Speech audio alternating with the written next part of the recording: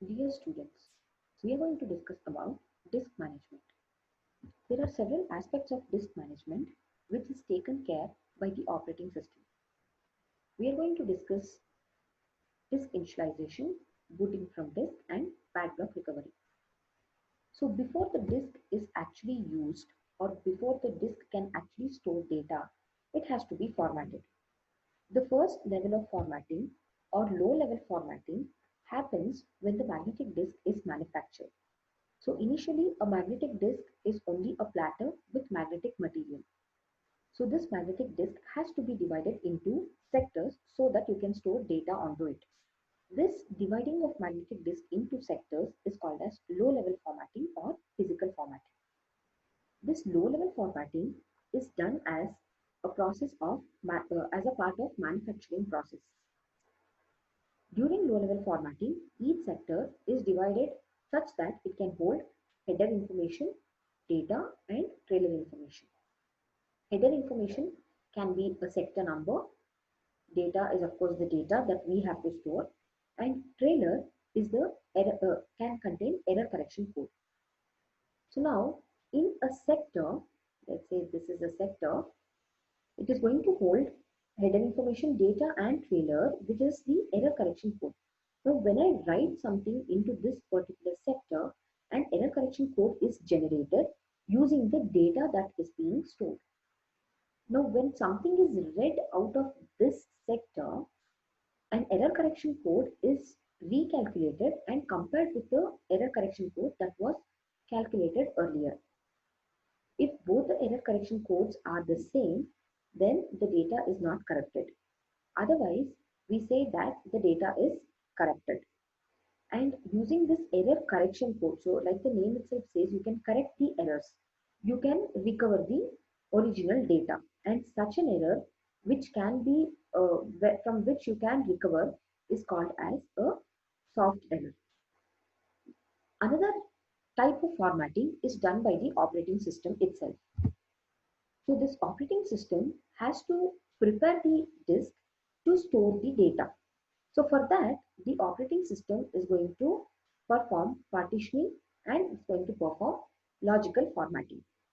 So we all are very aware that we have C drives, C drives, C drives, and so on in our laptops or PCs. So these are the partitions that have been created in our systems. So here, every partition is a group of cylinders, and it is not sufficient if you only partition the disk. You have to make a file system on that particular disk. So this file system is actually going to tell how the data is going to be organized, stored, read, and written from that particular partition. So this making of a file system is called as logical formatting. So usually when we insert pen drives, we can see that it has a file system called as FAT32, whereas our partitions like C, D, and E drives can be having file systems as such as NTFS. So especially in Windows operating systems, that is a new technology file systems, and FAT stands for file allocation table. So these are the two types of file systems, examples of file systems that can be used on these partitions. It tells you how data can be stored and organized on these partitions. Now we'll discuss about boot blocks. We know that a bootstrap loader is a program which is actually stored in the ROM. Now this bootstrap loader is actually responsible for booting the system or for starting the system. And why is it stored in the ROM? Because ROM is read-only memory. You cannot actually write or erase the contents of ROM. So it is read-only memory, and whatever is stored in ROM is permanent. And since you cannot write onto the ROM, there cannot be any virus attacks. So now your Bootstrap loader program is stored on the ROM, which is actually responsible for bringing the complete Bootstrap program from the disk. So this Bootstrap program is stored on the disk and not on the ROM, because if you have to make any changes to the Bootstrap program, then you will have to replace the ROM since it is read-only memory. For that reason, only a small code such as Bootstrap loader is stored on the ROM and Bootstrap program is stored on the disk. So this Bootstrap loader loads the Bootstrap program from the disk onto the main memory.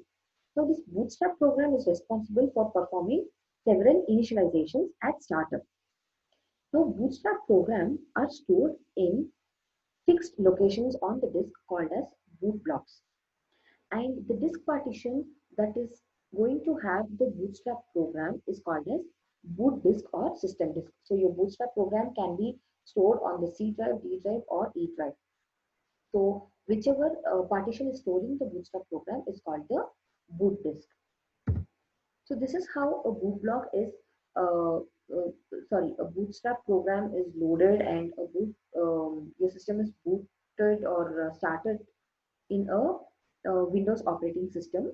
So you have something called as master boot record, which is the first sector in the boot block. So this is sector 1 in the boot block. We saw what a boot block is. Whichever the partition is having the Bootstrap program is the boot block.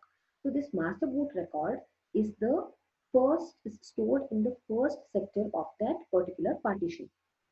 Now this master boot record is going to contain boot code and partition table. Boot code is of course the Bootstrap program, and it is also going to contain the information about the partition in which the operating system is stored. So this partition table is going to contain information about the partition in which the operating system is stored. Say for example, here it is partition 3. So the information about this partition 3 is stored in the partition table. So your control is going to then shift to this particular boot partition and the operating system is invoked. Now we are going to discuss about bad blocks. Bad blocks are defective sectors in a disk. Now these bad blocks can be handled in several ways depending on the type of the system. So for a simple PC which uses a simple disk, you can have ms-dos format command, or you can have a special program that has to be run called as check disk. And for SCSI disks, which are the disks which are used in high-end PCs and workstations, we have two ways of handling bad blocks. The first one is sector sparing and the second one is sector slipping. So this sector sparing or forwarding is done during the time of low level formatting. So when the system, when the disk is being low level formatted during manufacturing, there are going to be some sectors which are set aside. So these sectors are spare sectors. So these spare sectors are not visible to the operating system also. So whenever a bad block appears, then that bad block is replaced with this spare sector. In sector slipping, you are going to perform a process for remapping the bad blocks. So let's say, for example, I have, let's say I'm just going to write my disk. Let's imagine our disk to be like this.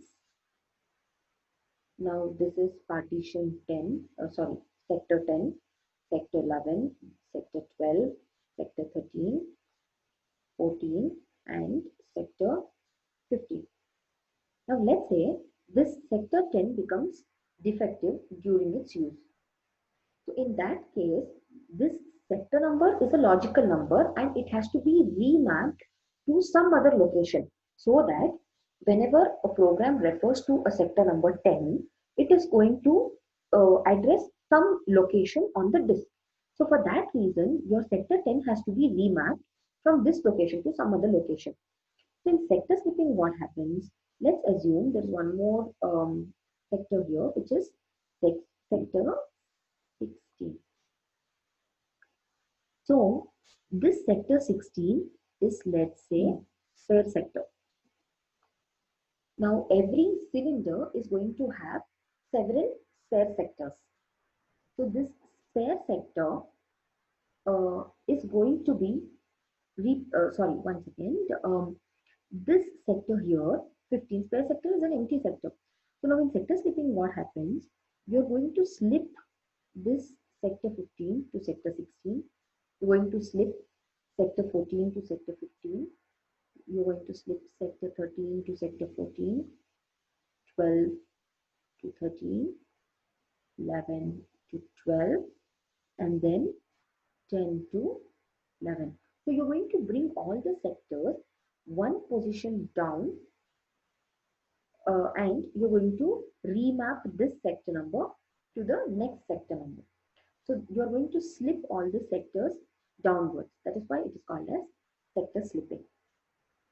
And if there is a bad luck or a defective sector, then usually the data that is present in that particular sector is lost, and this type of error from where you cannot recover the data is called as hard error. Thank you.